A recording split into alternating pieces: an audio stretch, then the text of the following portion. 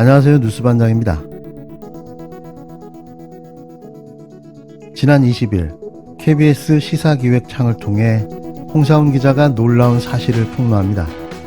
도이치모터스 주가 조작 혐의에 대한 1심 선고가 2월 10일 내려질 예정인데요. 2013년에 드러난 도이치모터스 주가 조작 사건이 사실은 2012년 당시 한국거래소와 금융감독원에서 이상거래 사실을 적발해 조사했다는 충격적인 사실이었습니다. 금융감독원은 그동안 도이치모터스 주가 조작 사건과 관련해 어떠한 조사도 한 적이 없다고 주장해 왔는데요. 금융감독원은 왜 이런 사실을 숨겨왔을까요? 누가 또 이런 사실을 덮었으며 10년이 지난 지금 또 누가 이런 사실을 폭로한 걸까요? 이 사실을 덮은 건 2012년 금감원이었고 2022년 이 사실을 만천하에 공개한 당사자는 이 사건을 맡고 있던 공판 검사였는데요. 계속해 검찰 내부에서조차 김건희 씨에 대한 범죄 사실을 폭로하려는 시도와 함께 이대로는 더 두고 볼 수 없다는 반발들이 행동으로 실행되고 있는 겁니다. 이미 지난 공판에서 김건희 씨의 범죄 사실을 입증할 수 있는 녹취록을 공개했던 검사가 이번에도 또 반기를 들고 나선 건데요.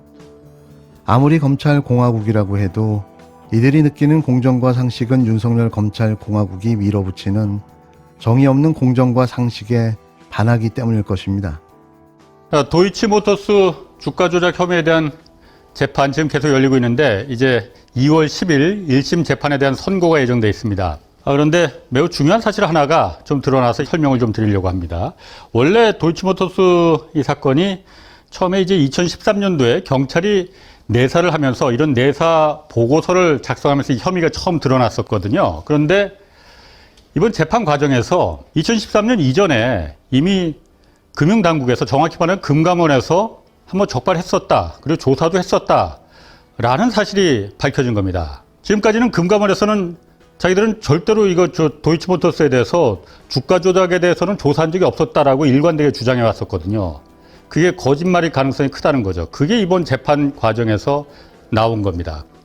도이치모터스 주가 조작 사건 재판에서 김건희 씨의 직접 매도 정황에 이어 2012년 금융감독원의 이상거래 조사 사실이 법정에서 공개됐습니다.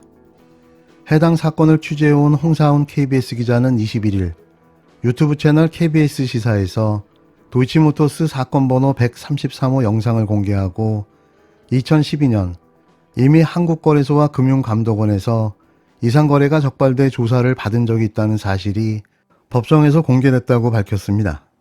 홍 기자는 지금까지 금감원은 도이치모터스 주가 조작 관련해서는 조사한 적이 없다고 일관되게 주장해왔다며 그게 거짓말일 가능성이 크다는 것이라고 지적했는데요. 지난해 11월 11일 날 재판에서 이런 얘기가 있었습니다. 판사가 이렇게 물어본 거예요. 자, 원래 주가 조작 같은 그 이상 거래는 한국거래소, 증권거래소에서 이런 이상 거래가 있으면 자동으로 포착돼서 그 적발이 된다는데 혹시 그 당시에 주가 조작이 있었다는 이 시기에 자동으로 적발된 적이 없었느냐 하고 판사가 물어보니까 검사가 있었다고, 적발된 게 있었다고 답한 거예요. 그것도 2012년도에 이상 거래가 적발된 적이 있었다라고 법정에서 밝혔습니다. 그러면서 검사가 심지어는 당시에 시세 조정 관련해서 이 남부지검까지 그리고 금융조사부까지 적발이 됐었다는 겁니다. 그래서 당시에 이 시세 조정 관련해서 남부지검까지 검찰이죠. 그리고 중앙지검의 금융조사부까지 이게 의뢰된 적이 있었다. 이렇게 밝힌 겁니다.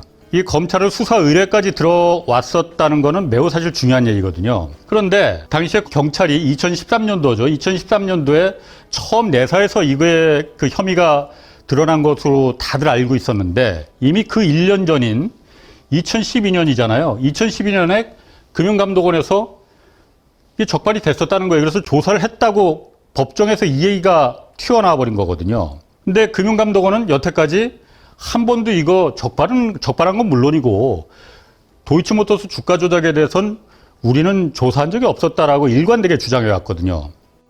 지난해 11월 11일 재판에서 판사는 이상거래는 한국거래소에서 자동으로 포착된다는데 그 당시엔 적발된 게 없냐고 물었습니다. 이에 검사는 2012년 적발된 게 있다며 도이치모터스 시세 조정 관련해 남부지검까지 금융조사부까지 의뢰된 게 있는데 수사로까지 진행되지 않았다고 답했는데요.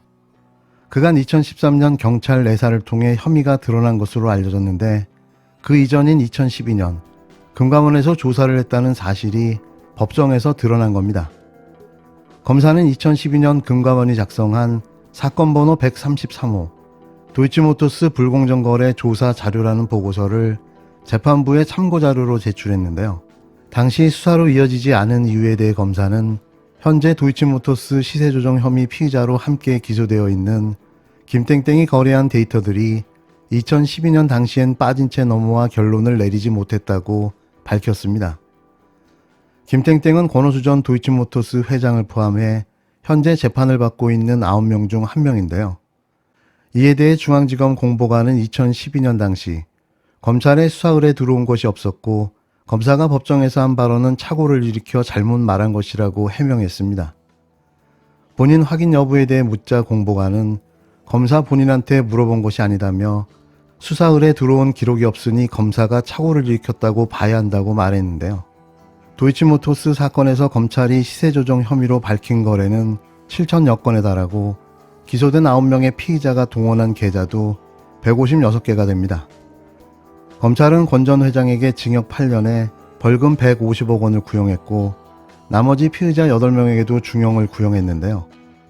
그러나 금감원은 그간 이상거래 혐의를 적발해 조사했고 보고서까지 작성한 사실을 숨겨왔습니다.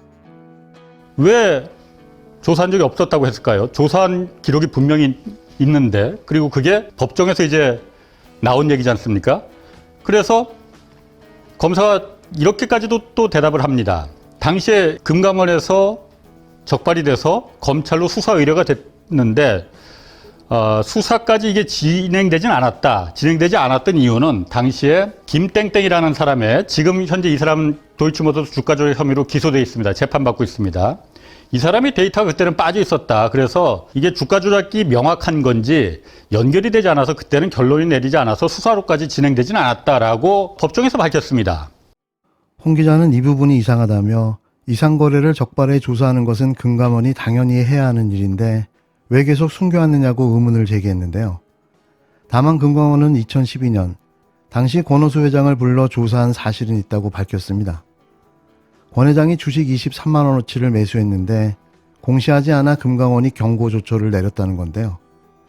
그러나 대주주의 23만 원 공시 의무 위반 조사에 2011년 6월 적발, 2012년 10월의 경고 조치로 1년 4개월이나 걸린 것도 의문입니다. 홍 기자는 이때 주가 조작에 관한 부분도 조사했을 가능성이 있다고 지적했는데요. 홍 기자는 앞서 검사가 공개한 김건희 씨가 직접 전화해 매도를 주문했다는 것은 돈과 계좌만 빌려주고 전주 역할만 한 게 아니라 직접 플레이어로 뛰었다는 의미를 담고 있다고 짚었습니다.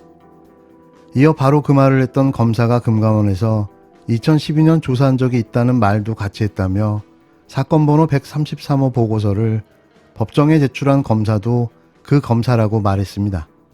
그러면서 홍 기자는 여러 얘기가 법정에서 튀어나오는데 공판검사 10명 중 5명은 처음 수사할 때부터 참여했던 검사들이기 때문이라고 주장했는데요.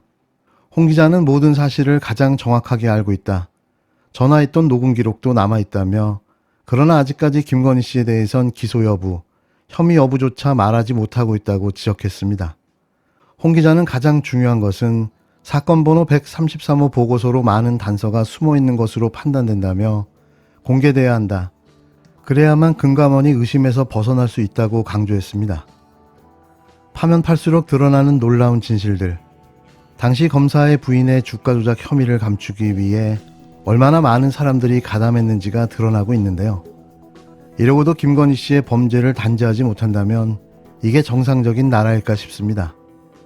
또 아직까지 검사로서의 소임을 다하고자 하는 양심 있는 검사들이 존재한다는 사실을 알게 됐는데요. 이들에게 좀 더 힘을 실어줘야 하는 게 아닌가 싶은 거죠. 그래도 희망적인 건 아직 정의로운 검사가 남아있다는 겁니다.